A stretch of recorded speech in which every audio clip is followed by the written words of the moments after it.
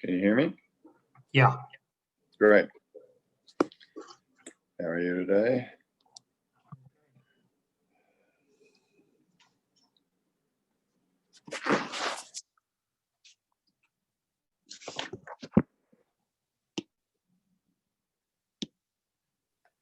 And I don't have to leave after all. I've been I was asked to attend.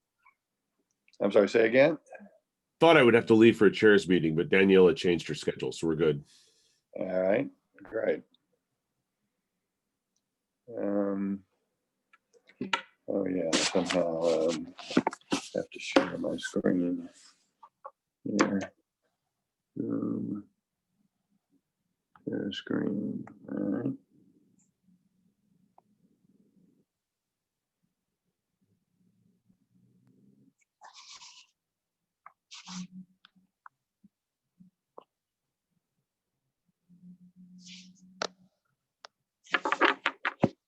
Okay, so what I want to do today is talk about births and deaths. So let me just briefly remind you what those are.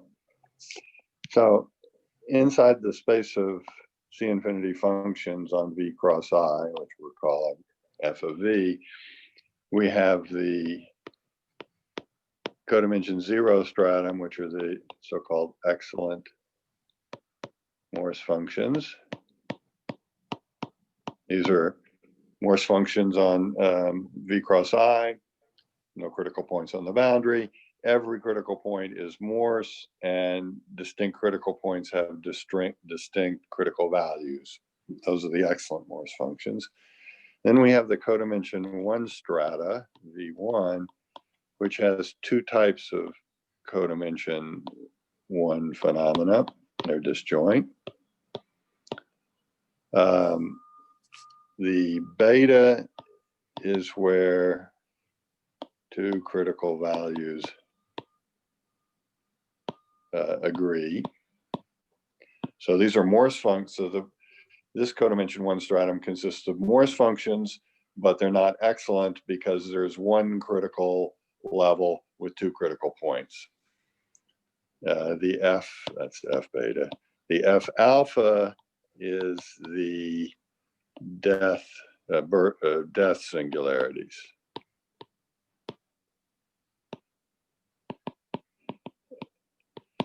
So these are functions that are not Morse. They have one degenerate critical point. The critical values are distinct, but there's one degenerate critical point, and that's a death. And just remember, the model for a death is in some coordinates. Here we're working coordinates in RK cross R, N minus K minus 1 cross R. So X is a multi-index with K terms, Y is a multi-index with N minus K minus 1, and T is just a real number. And this is the normal form for a death singularity, codimension 1 singularity. Okay. So now suppose we start with an F, a Morse function, an excellent Morse function. Then a path gamma. So this is a path in F naught union, in fact, F1 alpha is a birth path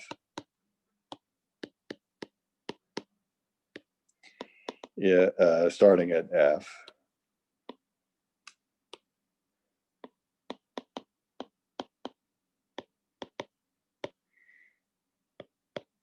If, well, first of all, gamma of 0 is F, so the path does start at F. Gamma crosses F alpha in exactly one point.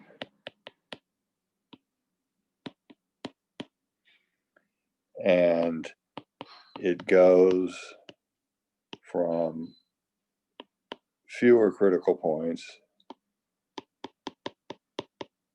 to more critical points. So if you have a component of F1 alpha, then you have nearby two components of the excellent Morse functions. But as you cross, one side has two more critical points than the other side.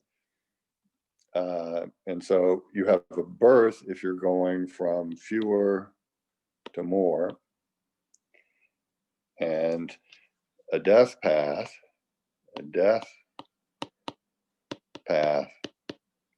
starting at F is a path starting at F and crossing F1 alpha in exactly one point in the opposite direction, from more to fewer.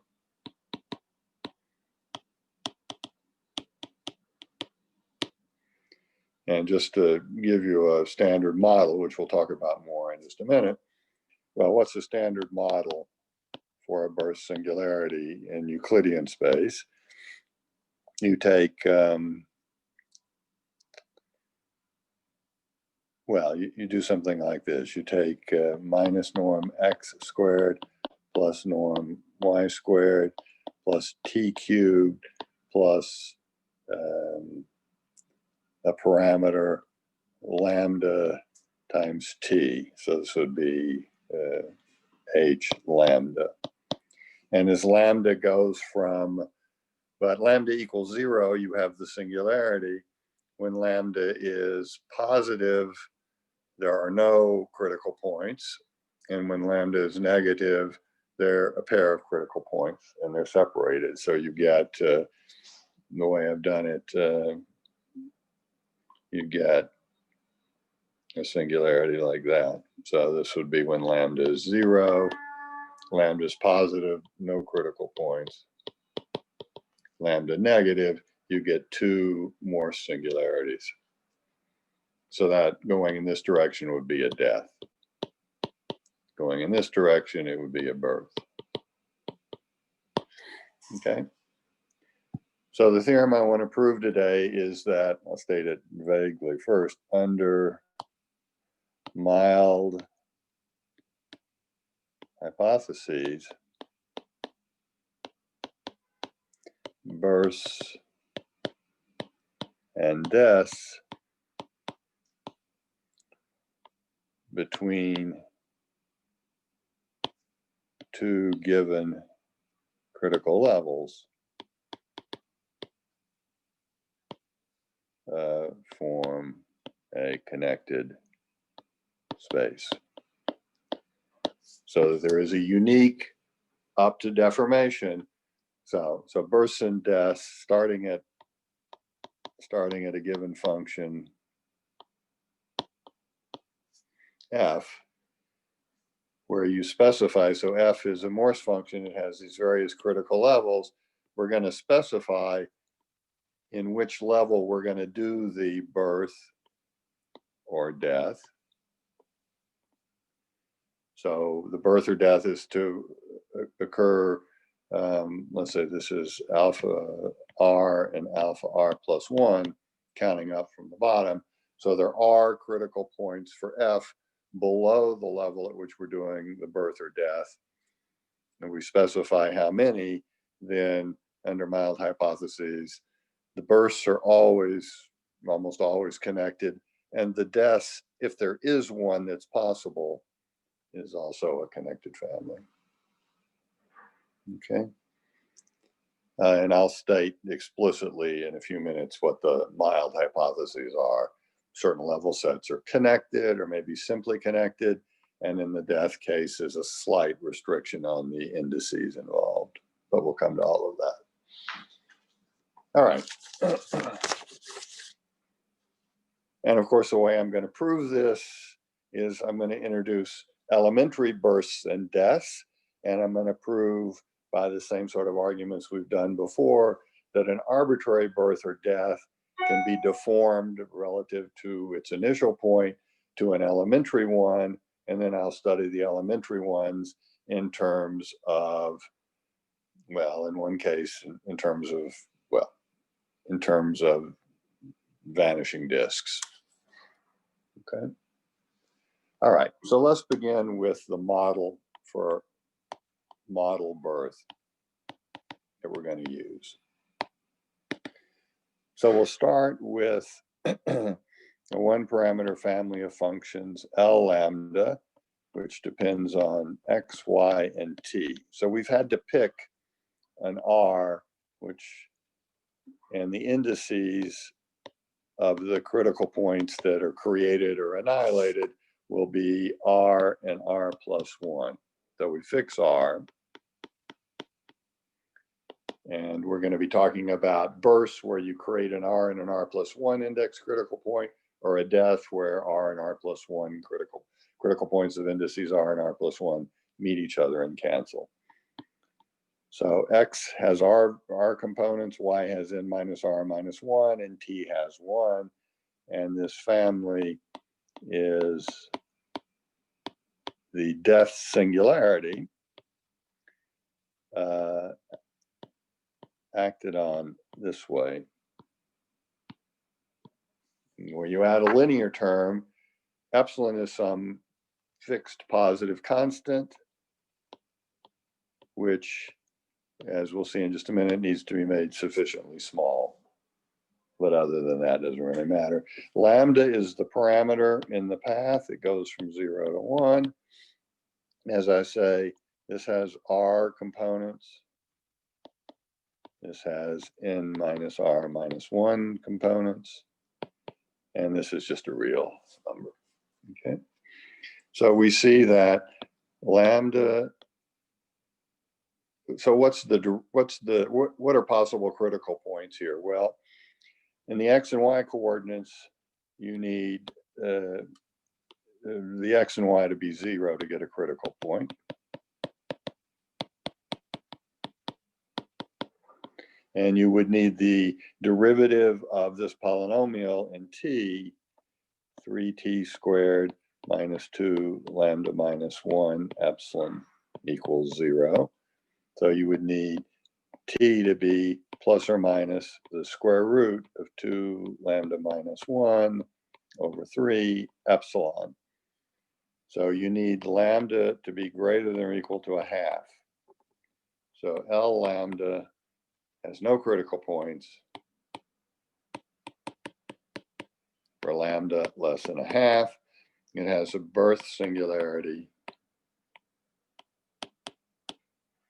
at lambda equals a half, and it has 2 critical points, and they're non-degenerate, for lambda greater than a half, and they're at 0, 0, and plus or minus the square root of 2 lambda minus 1 epsilon over 3. Okay. No. So it's the same schematic. The graphic of this, here's the lambda direction.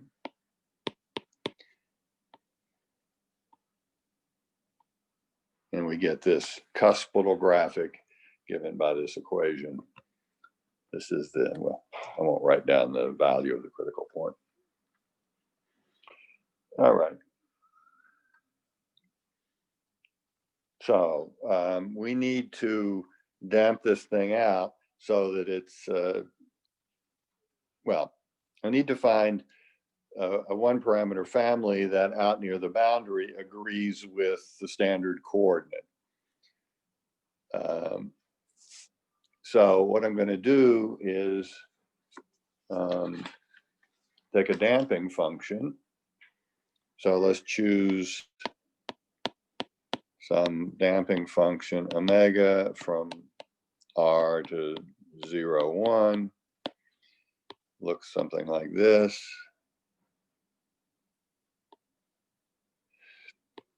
Omega is identically 1 near 0. The support of omega is minus 1, 1. Omega is symmetric. Omega minus x is omega minus t is omega of t. And omega prime is negative where it's not equal to 0 or 1. And any point where the value of omega is strictly between 0 and 1, and t positive, intersect t greater than 0. So the derivative is negative here, and of course positive over here.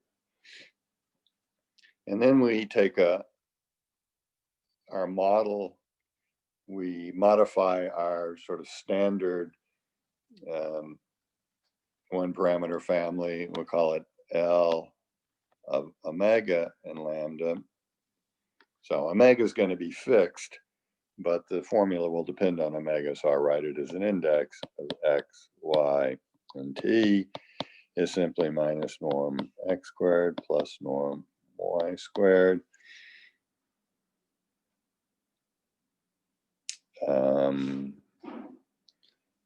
Plus t cubed minus 2 lambda omega bar of norm x squared plus norm y squared plus t squared minus 1 epsilon t. Okay. So all I'm doing is damping out this linear term once I get away from once I get right outside the unit ball in Rn, this will vanish identically, and I'll simply have t cubed plus epsilon t, which is L naught. So L omega lambda equals L naught for all lambda outside the unit ball in Rn, okay, once omega is 0. Okay. Now I want this function not to be some fixed crazy function like this. I want it to be the last coordinate. So let's define a diffeomorphism. Psi of x, y, t is x, y, and L naught of x, y, t. So this is a diffeomorphism.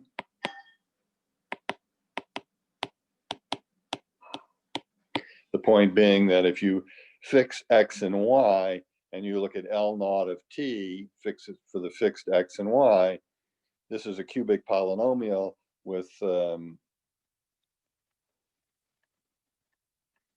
only one root, and therefore it's a diffeomorphism.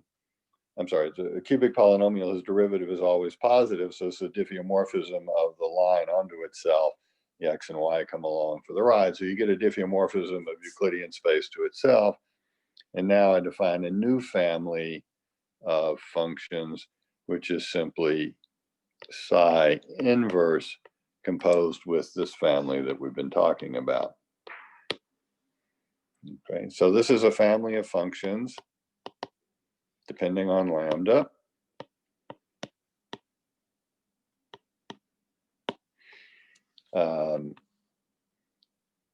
So first of all, b lambda is equal to the coordinate t, the last coordinate, outside a compact set. That compact set being the image under this function of the unit ball. B0 is equal to t.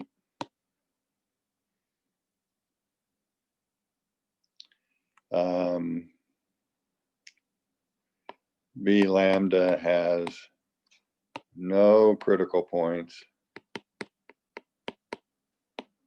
for lambda less than 1/2. B lambda has a birth singularity at the origin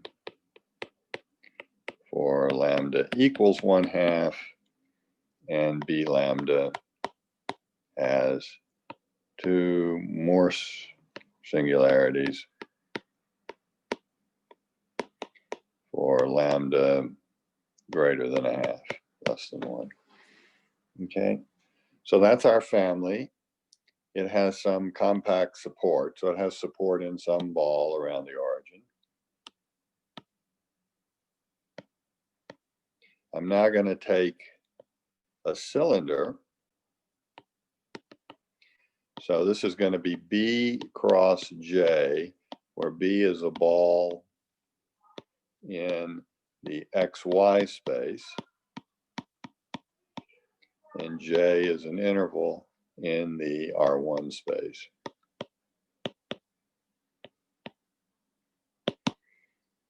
B cross J contains the support of the whole path B lambda.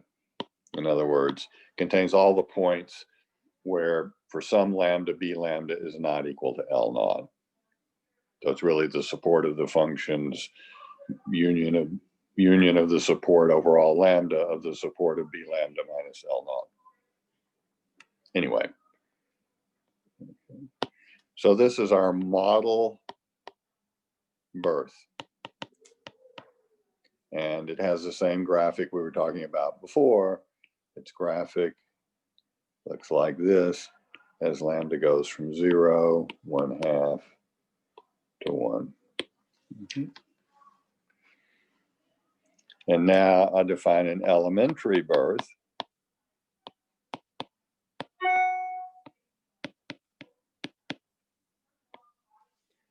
as follows. It's any birth that comes from an embedding of B cross J, B cross J into our manifold W. Here's a family B lambda. Values in some interval AB, which I haven't tried to specify. Doesn't really matter what it is. This is to be embedded in an orientation preserving fashion into 0, 1. And this is a family then F lambda.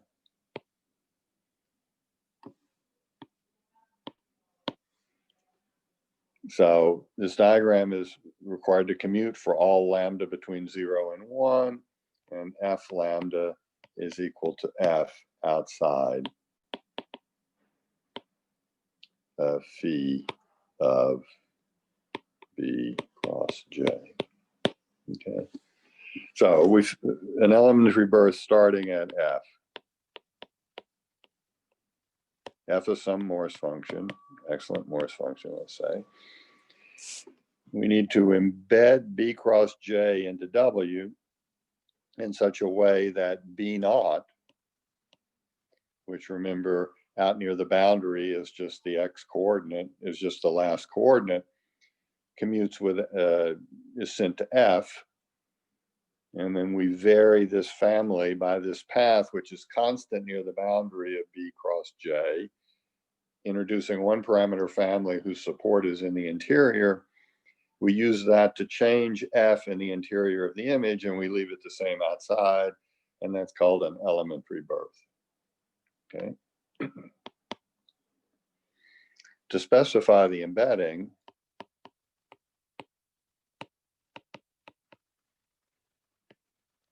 up to deformation is to fix a regular level, V naught equals F inverse T. That'll be the level at which the birth is going to occur. And then find an embedding of the ball, which is a ball of dimension n minus 1 in V naught.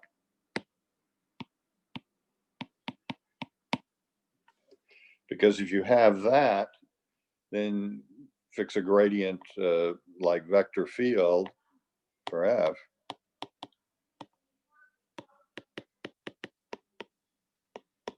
And use it to extend in the J direction. And you can specify how far up and down you want to go. You're going to have a ball in W, and the flow lines down a certain amount and up a certain amount will give you a cylinder in W. You can choose those to be the endpoints and then use the gradient flow to construct this isomorphism so that B naught goes to F. Okay, and once you have that, then you introduce the elementary path. Now you've made choices here. How far up and down do I go? But that's clearly a contractible family of choices. So as far as these elementary bursts starting at F, you just have to give an embedding of B. You have to pick a level and give an embedding of B. Okay, well, everything is oriented here. So V naught is oriented. So the embeddings of the disk into V naught have two components for each component of V naught, because you have to specify the component that the ball is going to map to, and then you have to specify whether or not it's orientation preserving or reversing. So that gives you two possibilities for each component, but to get from one to the other, you can simply flip B around one of its coordinate axes, and that gives the same birth. So the two embeddings of B n minus 1 into a component of V naught give the same birth. Because the birth is, by the nature of the formula, is invariant under, say, flipping x1 or y1. So in fact, the space of elementary bursts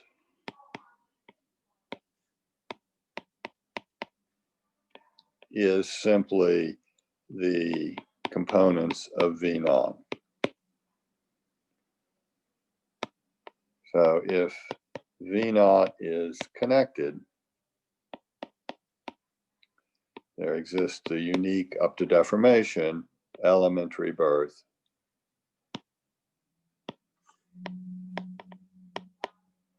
at level V naught, starting at F.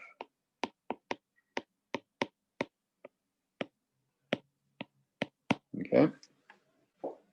And more generally, if I did pick the two critical levels that I'm interested in, R is a bad level, bad name, that's my index, S and alpha, S plus 1 and S.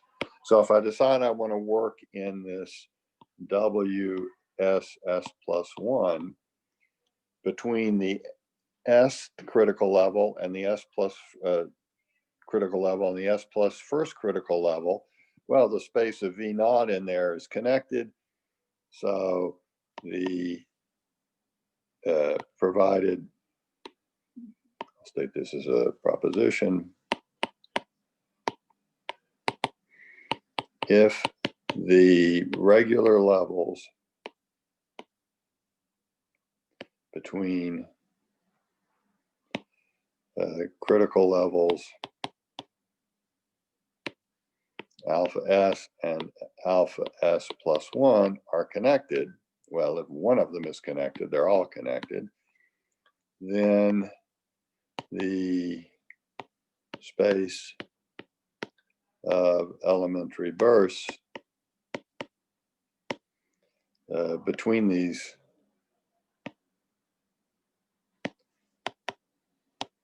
critical levels is connected. Okay, so that's the mild hypothesis. You need these levels to be connected. Well, this is elementary bursts, but we have the theorem that same result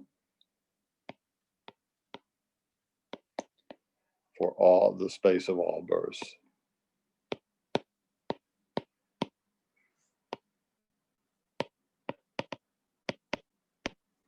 Starting at F.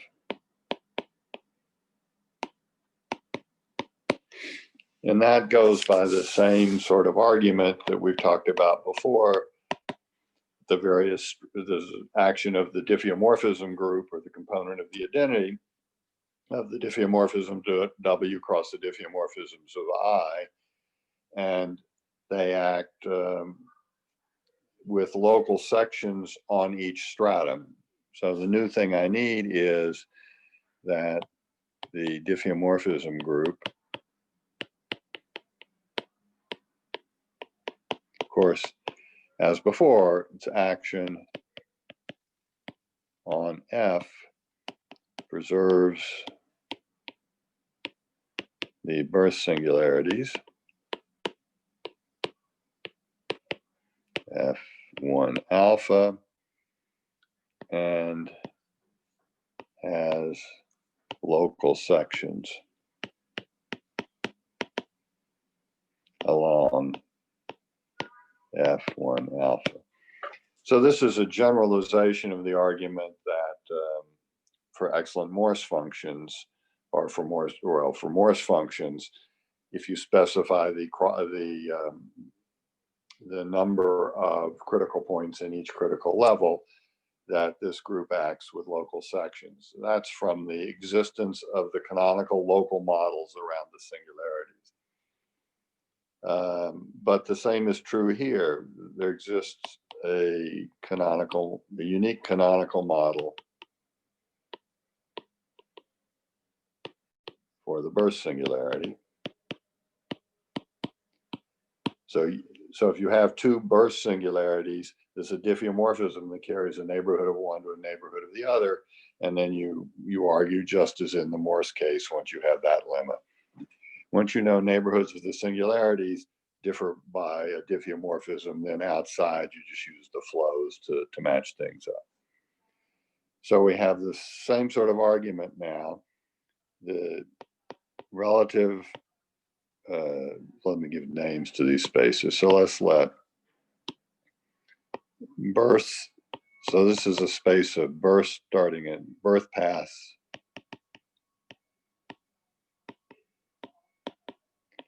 starting at F, that space. We have elementary birth paths starting at F.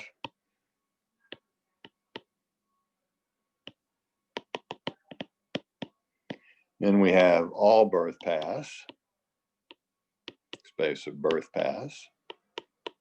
I don't specify the starting point, and likewise the elementary birth paths. And the same sort of arguments as before, using the section, shows you that pi naught, a birth path starting at F, an elementary birth path starting at F, is the same as all birth paths modulo elementary birth paths. And then this is the same as the crossing point. You specify a crossing point. I think I called it Y before. So these are bursts whose burst singularity is at Y, and these are the elementary ones. And as before,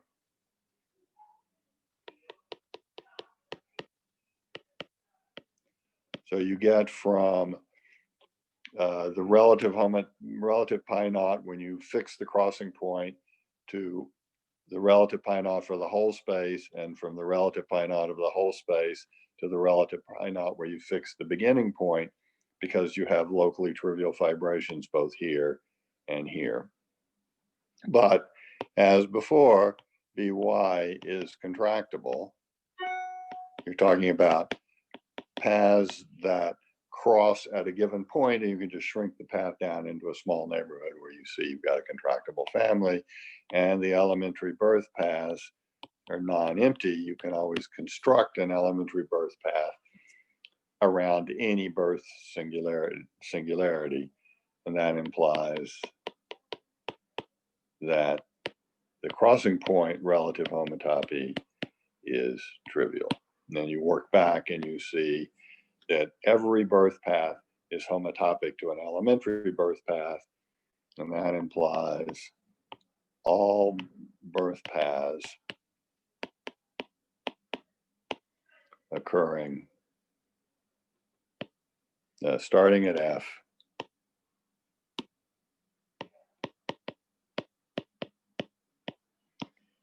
F and occurring between critical level alpha S and alpha S plus 1 are deformation equivalent, can be deformed one to another, keeping the initial point at F and keeping the fact that you have a good path with a single birth, are deformation equivalent provided the level sets in this interval are connected.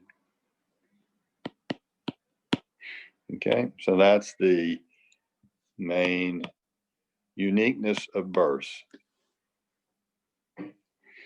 So you have to specify in between which levels you want to work, and you need to know that the level sets in that range are connected, and then all birth paths starting at any function f are homotopic rel the endpoint. Okay, so that's a fairly strong uniqueness for burst singularities. Now let's talk about deaths. Some sense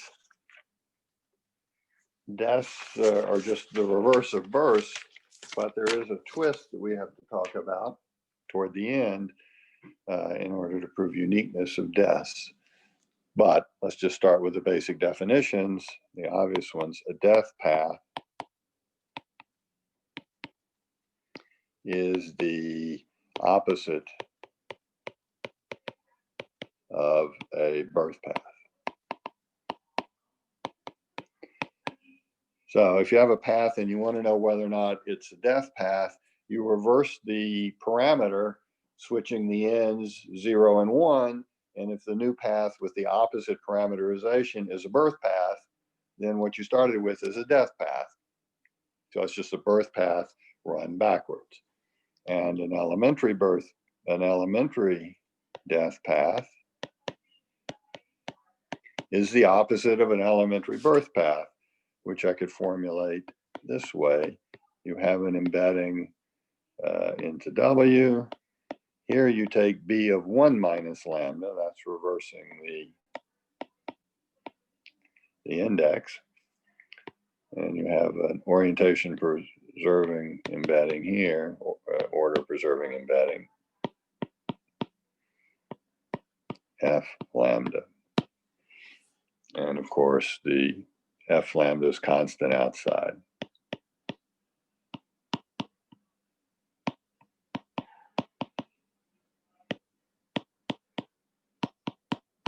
Okay, so this, if I were to reverse the lambda to 1 minus lambda, this would be a birth path. So I flipped it over to a death path, elementary death path.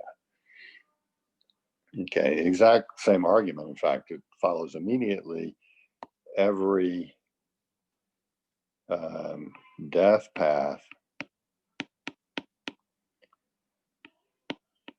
is homotopic through death paths, keeping the initial function fixed to an elementary death path. That's just reversing the index on what the parameter lambda on what we already know. So you have an arbitrary death path. This is a depth path, starts at F. This is F1 alpha. You can find an elementary path.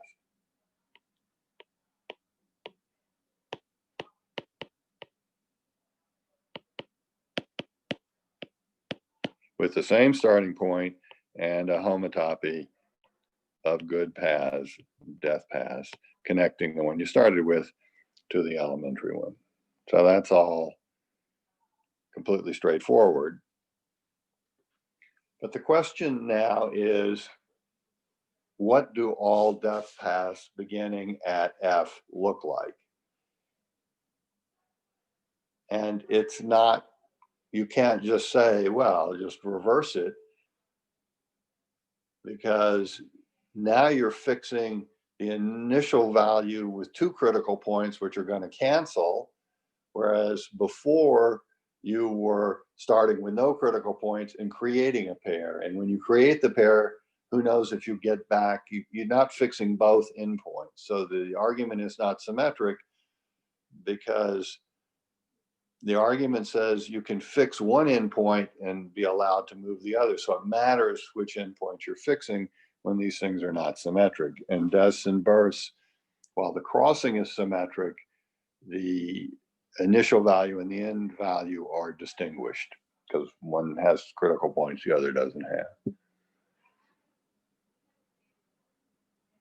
Nevertheless, we can, to study the space of components of deaths, it's sufficient to study the elementary deaths, as we will do in the end. Move a little back.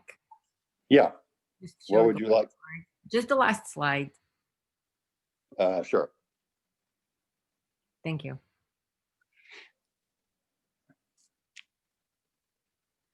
Thanks. Yeah, so you can always assume you're working with elementary depth paths, but we still have to understand, whereas all elementary birth paths only depended on the embedding of this disk in the codimension 0 disk in the level, it's not clear yet what the elementary depth path requires. But it won't surprise you to know that it requires a pair of canceling ascending and descending manifolds. So I'm going to consider now the case of two critical points, C1 and C2. F of C1 is greater than F of C2, and the index of C1, let's say, is I plus 1, and the index of C2 is I. I choose a level in between these, V1, and I suppose I have a descending disk for C1 and an ascending disk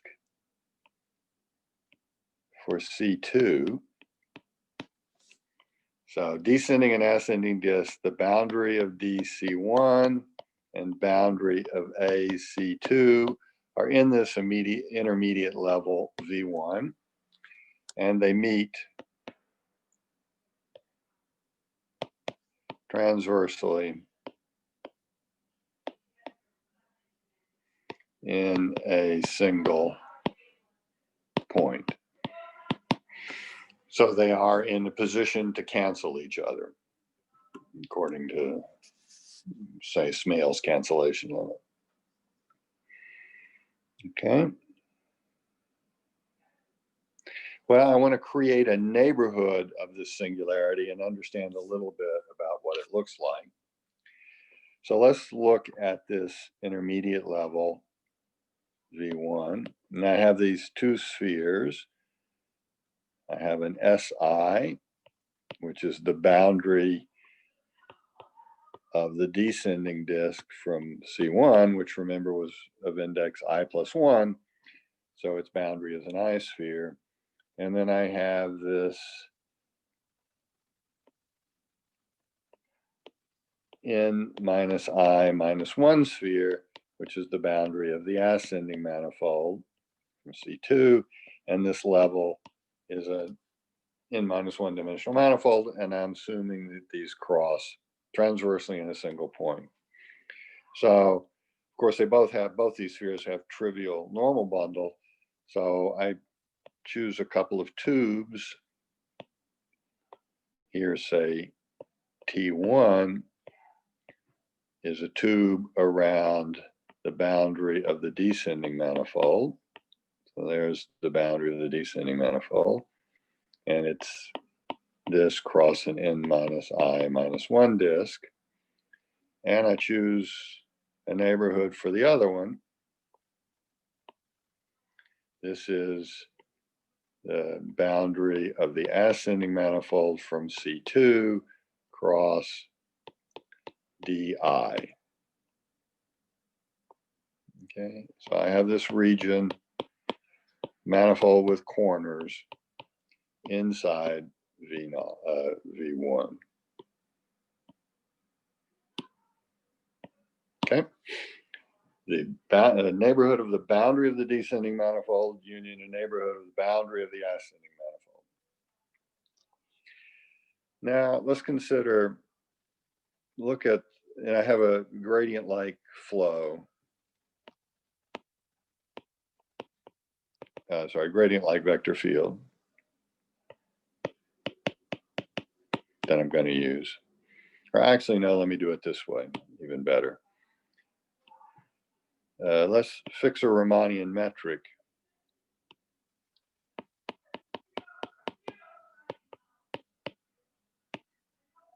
on W so that these ascending and descending manifolds are gradient manifolds.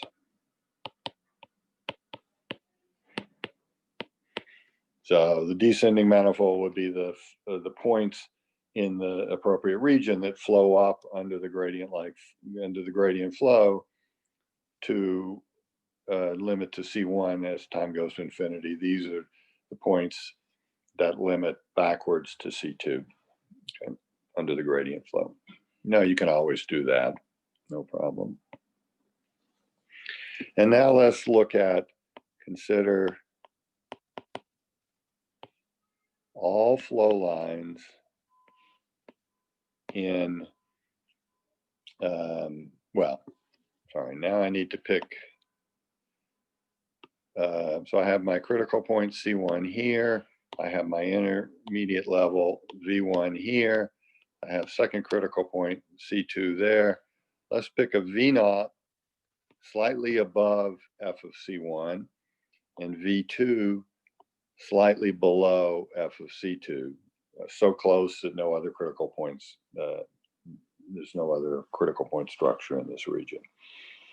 We have these two tubes here crossing in this intermediate manifold. I want to consider the flow lines from V1 up to V0, beginning in the tube, call it T1. So that was T1 is the tube around the boundary of the descending manifold. T2 will be the tube around the boundary of the ascending manifold. Okay. Now, of course, not all flow lines beginning in V1 reach V0 because inside T1 you have the boundary of the descending manifold. So if you start on the core, the boundary of the descending manifold, your flow line takes an infinite amount of time, but it only gets to C2.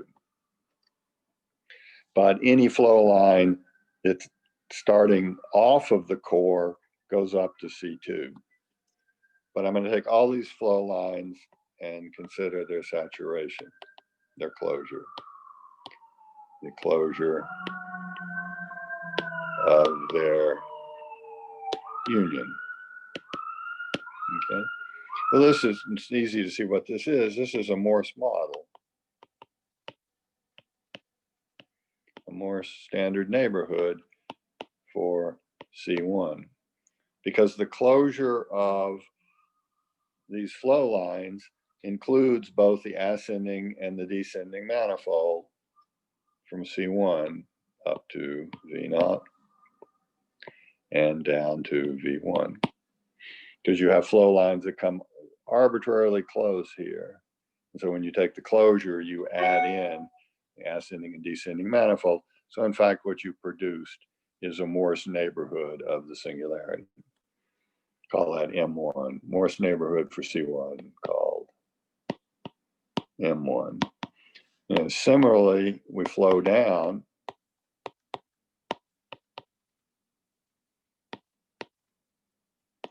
from V1 to V2. This is V2 down here.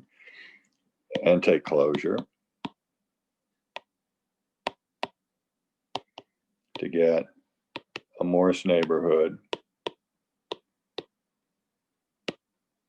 M2 for C2. Okay, so I have these two Morse neighborhoods. They meet in this intermediate level V1. So one Morse neighborhood goes up from here as a critical point. The other Morse neighborhood goes down to V2, and they meet. The intersection of the upper Morse neighborhood with V1 is T1, and the intersection of the top of the downward Morse neighborhood, M2, is T2. So these Morse neighborhoods have boundaries in the intermediate level which cross this way. Okay. So that's a neighborhood of the union of these two disks. I'm going to call it U. This is a neighborhood of the descending disk union the ascending disk. Well, not quite a complete neighborhood. Neighborhood is because the ascending disk, for example, has points here which don't have open neighborhoods in U. But I can complete U to something I'll call U tilde by taking the closure of the union of all flow lines through T1 union T2. So the union of these two regions from V0 to V2. Okay. So what that does, actually, it's not hard to see, is you have the union of these two Morse neighborhoods, which meet across each other here. You then have the rest of the tube 2, and you flow up by a product, add something above Morse 2, and you have the rest of tube 1, you flow down to add something to the Morse neighborhood downstairs. So for example, if I consider the top of U tilde 2, which is just U tilde of U tilde intersect V0, this is the union of the top of M1 union T2 minus the intersection with T0 closure. And they meet exactly along. You see, anything away from the core actually flows up as a product structure. So you see this corner structure here flows right up the manifold, and you again get it up here. Okay.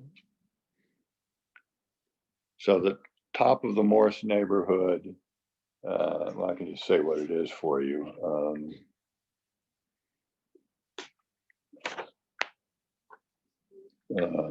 It's the top of M1 is DI plus 1 cross SN minus I minus 2. That's the result of the surgery. And then this thing is simply a DI cross DN minus I minus 1. This tube was a sphere across a disk, and you took out a disk across a disk, you're left with a disk across a disk. And they're glued together along di cross Sn minus I minus 2. Here, di goes by the identity, and Sn minus I minus 2 is the boundary. Over here, the Sn minus I minus 2 goes by the identity, and the di is a hemisphere in the boundary of D1. So let me just draw you a couple of pictures. Suppose, I don't know, I is equal 1 and N is equal 3. So we're talking about a surface. So then this picture would be D2 cross S naught.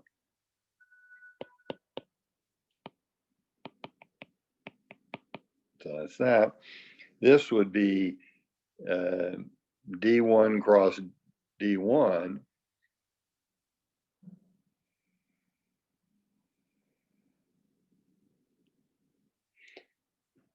All right. So here we have D1 cross D1. It's going to be attached to this thing along a hemisphere in the boundary, and then cross I. So you get a little channel in between, and you see, well, this is a manifold with corners, but it's homeomorphic to the disk D2. And if you round the corners in the usual sort of way, you get a diffeomorphism, the D2. Let me draw maybe one other picture. I equals 2, N equals 4. We're now talking about a three-dimensional manifold. Here we have S naught cross D3.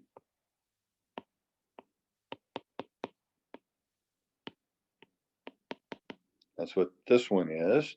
This one is D2 cross D1, and it's attached on its ends, the D2 cross S naught, one end here, one end here. Once again, you have this corner structure. This is homeomorphic to the 3-ball. If you round the corners, you get something diffeomorphic. And in general, this is homeomorphic to the disk. And if you round the corners, it's diffeomorphic to the disk.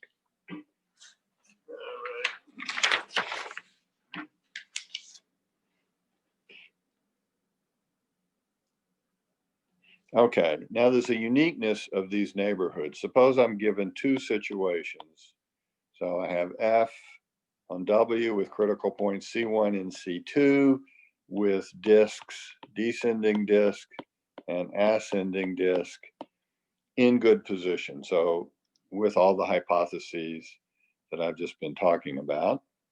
And suppose I have another one over here, W prime, F prime, C1 prime, C2 prime, D prime, C1 prime, A prime, C2 prime. Okay. And let's suppose, the one thing we have to suppose is that the indices are the same.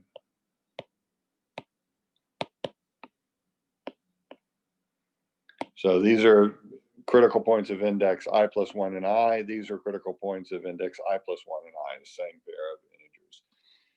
And we construct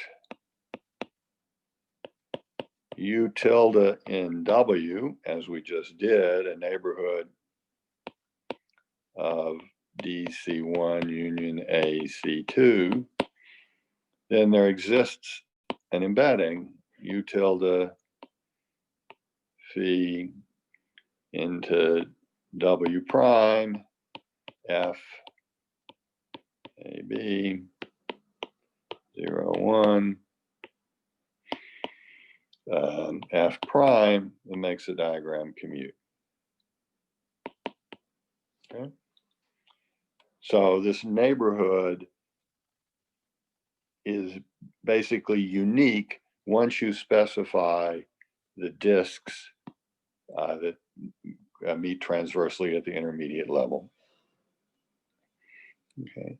In particular, we form what I'll call the standard neighborhood inside Rn for this family B lambda, well, for B1.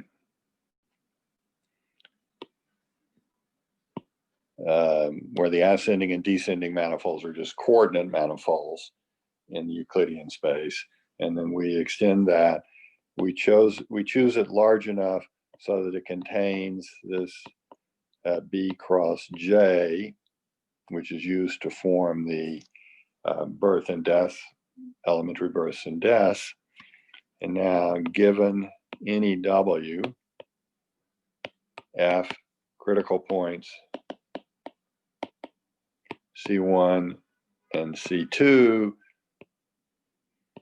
with DC1 and AC2 canceling, that is meeting at an intermediate level and a single point, there exists an embedding of this standard neighborhood into W so that B1 commutes with, under a diffeomorphism to 0, 1, commutes with F. You, of course, have to choose the model to have the same indices I plus 1 and I as these critical points have. But that's just a special case of this embedding result. But since U tilde S contains B cross J, we have an embedding B cross J into W that sends B1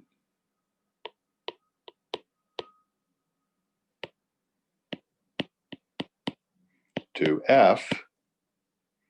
And the two critical points here go to C1 and C2. And then there's an elementary death starting at F, killing C1 and C2, namely the image of B1 minus lambda.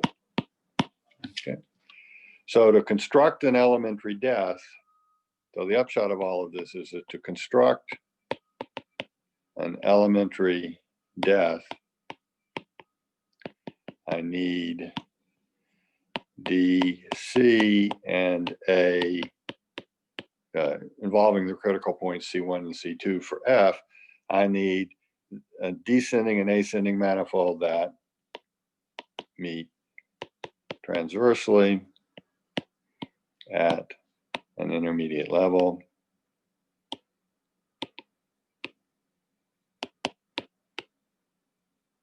Transversely in a single point. Okay. So if there is a death, then the critical points have those descending disks, which come from the ascending and descending disks, which come from the elementary family in B cross J. Conversely, I've just shown if you have such disks, you can construct an elementary death. So to understand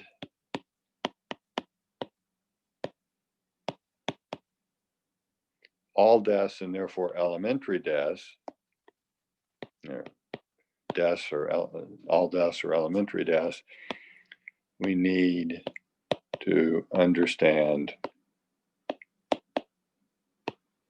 the space of pairs DC1 and AC2 to some intermediate level, meeting in a single point transversely.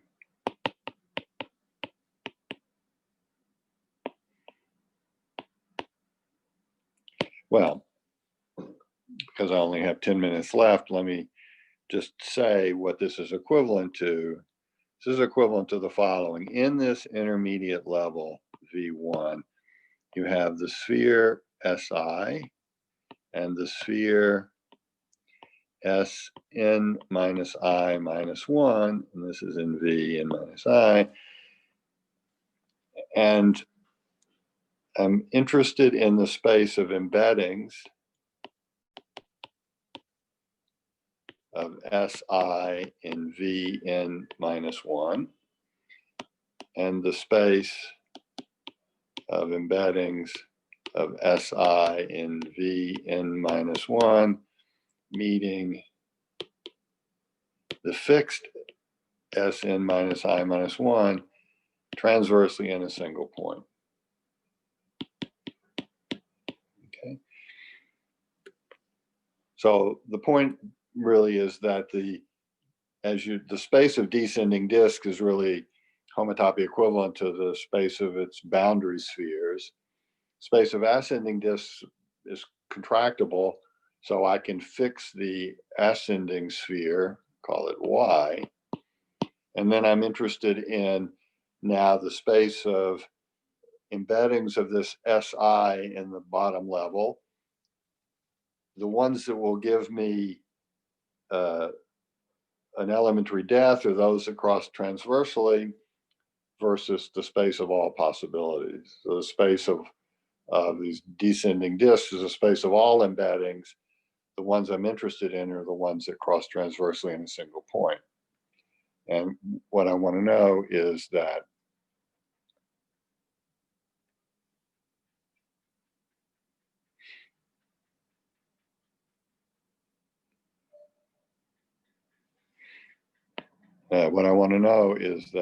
pi 1 of x mod x naught is trivial. In other words,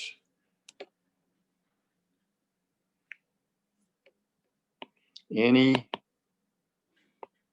one parameter family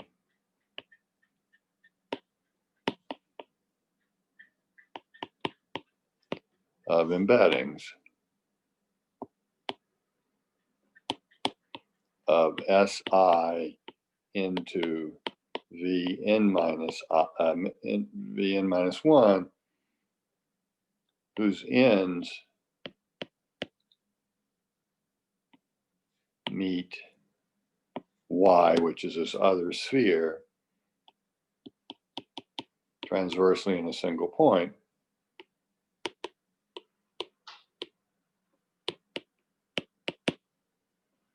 can be deformed RL endpoints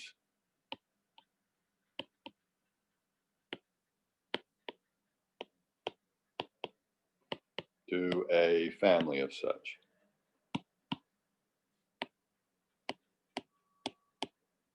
Okay. So the question is, I have two embeddings of Si, both of which meet this Y, a fixed Y, in a single point transversely. I know they're isotopic, but I need to know whether or not I can perform that isotopy so that at every stage in the isotopy, I only have a single point of intersection with Y. If I can, then my space of pairs of ascending and descending disks will be a contractible, meeting in a single point will be a contractible space, and therefore the space of elementary desks will be contractible. Okay, so that's what I need to know. So the question here, as always, we're trying to reduce these questions about paths, in this case it's a death path, to some question about ascending and descending disks, and then we want to answer that question about ascending and descending disks. So we reduce the question to a death path to the question of the space of ascending and descending disks that meet in this intermediate level in a single point. And now I want to know that that space is contractible, at least in some situations. So the theorem is, if n is at least 6, and if I is between 1 and n minus 4, then any isotopy of Si whose ends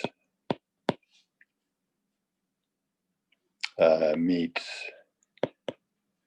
Y, this Sn minus I minus 1, transversely in a single point, can be deformed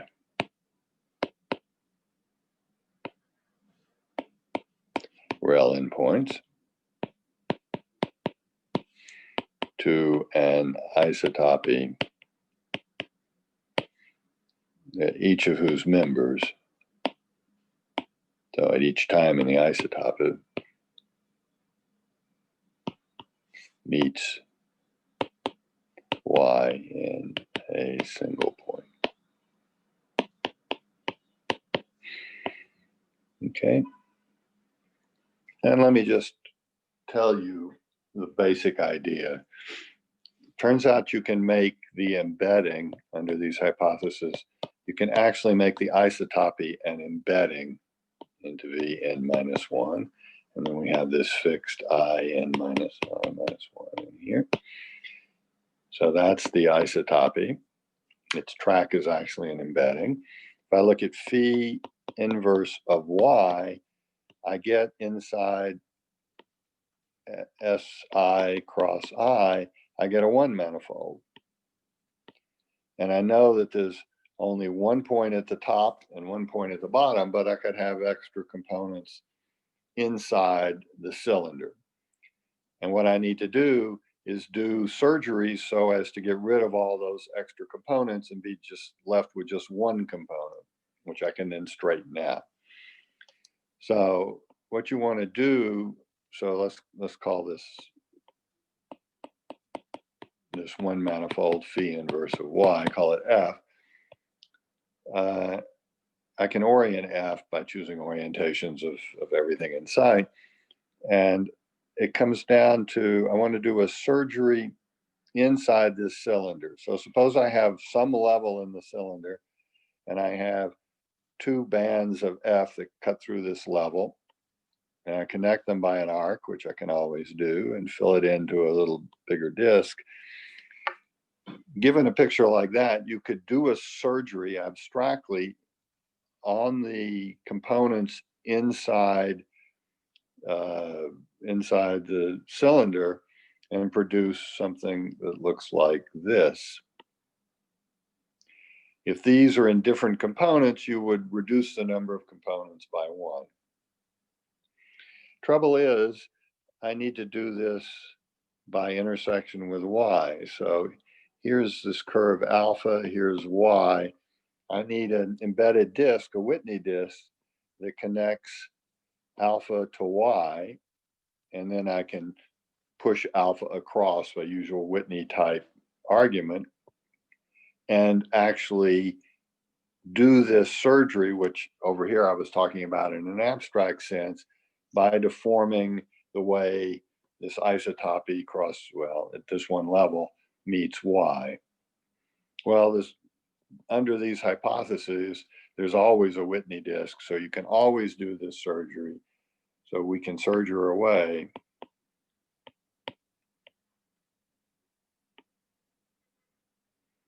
until there's only one component.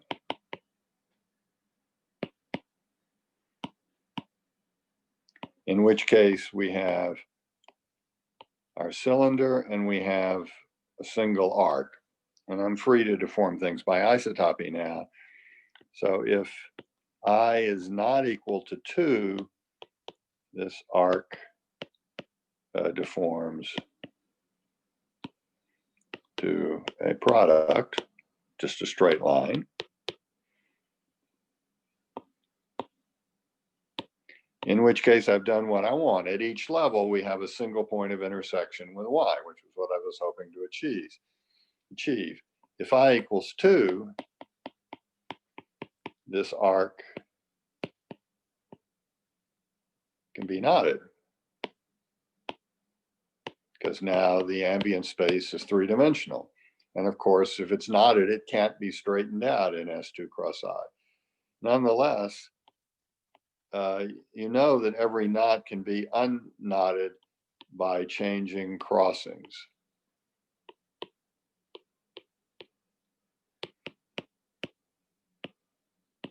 And we can affect a crossing change by doing two surgeries. So we have this crossing change, say like that, do a surgery on where you connect these two going right through, and then you'll get something like this. And now move one up or move this one under the other one and do a surgery again, and you'll reverse the crossing. So a pair of surgeries, you start with a knot, you start with an arc, you do a surgery, you get an arc in a circle, and now you undo that surgery in a slightly different direction, and you get back to a knot, but you've changed the crossing. So you can change the crossings, make the arc unknotted, and hence isotopic to a straight one.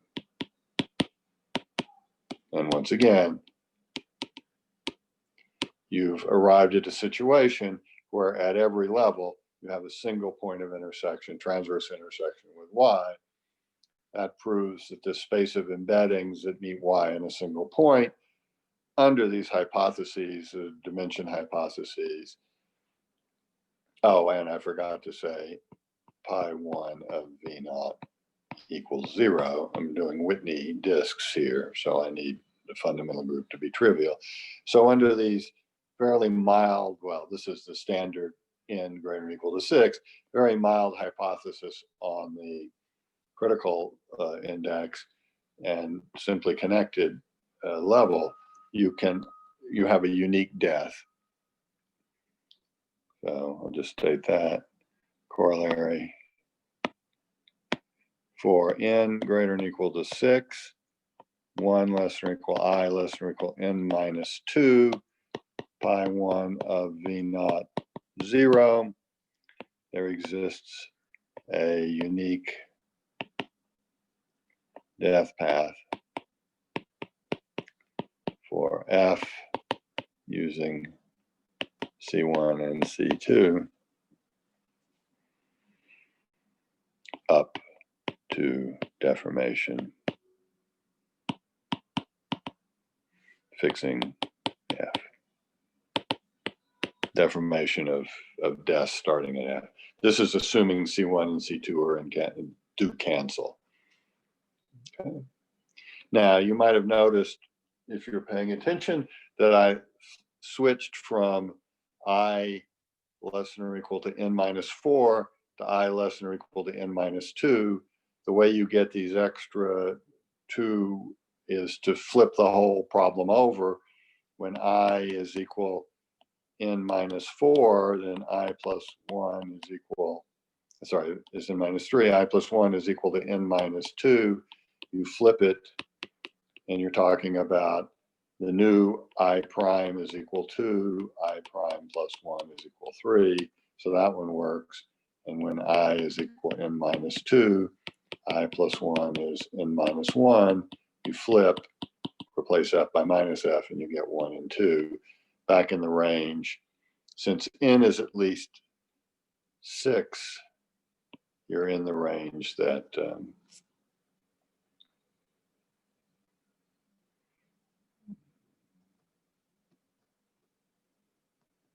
I don't quite understand the arithmetic, but you're back in the range where it works.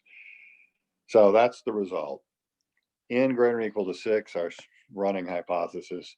I, anything except a pair 0, 1, or the pair n minus 1 in the corresponding level set simply connected, then there's a unique death path.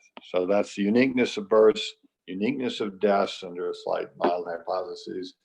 I now have all the fundamental ingredients I need to start manipulating my diagrams. So next week, we'll draw a lot of pictures and show how to manipulate the diagrams, first arranging the critical points always ordered by index. That'll be the first theorem. And then we'll show how to chop away from the outsides until you get down to 2 consecutive levels. And then